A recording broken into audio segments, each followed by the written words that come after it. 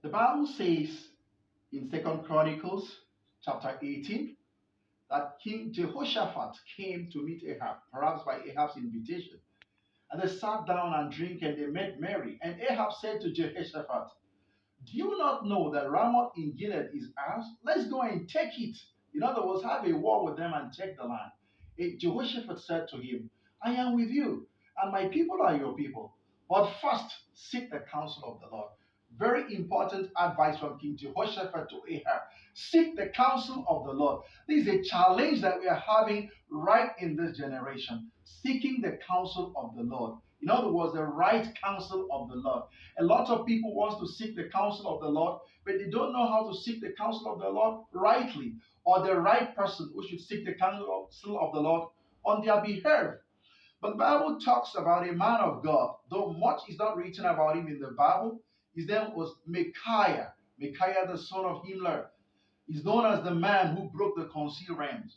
Why? Because in this conversation with Ahab and Jehoshaphat, it led to gathering all the prophets to hear from them.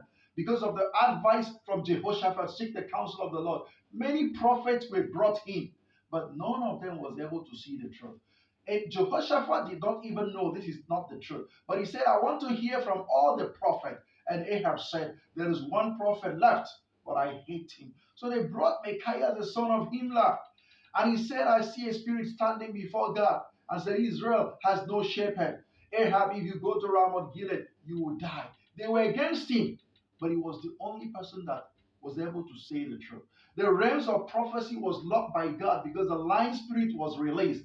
But Micaiah the son of Himlah was able to see the truth. He broke the concealed realms. Now, what does it take to break the concealed realms? Even in the midst of wrong prophecies and see the truth of God, it takes what?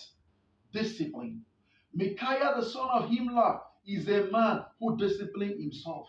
He was one of the four prophets of Prophet Elijah. In other words, he was a servant of Prophet Elijah. He served him. And he was a man who did not mix up himself with the multitude.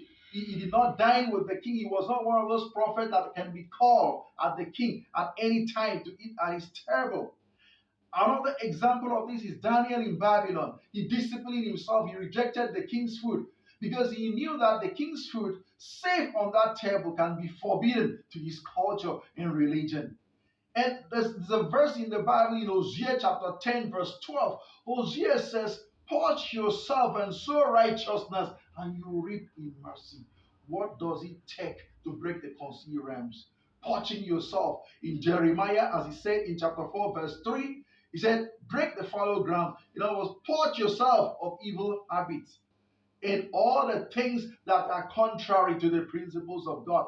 And then you now sow righteousness, and you will be able to access the concealed realms of God. You put yourself in a situation that even when nobody is able to know what God says, God will tell you. If the concealed realms is locked by God, a prophet has no option but to tell a lie.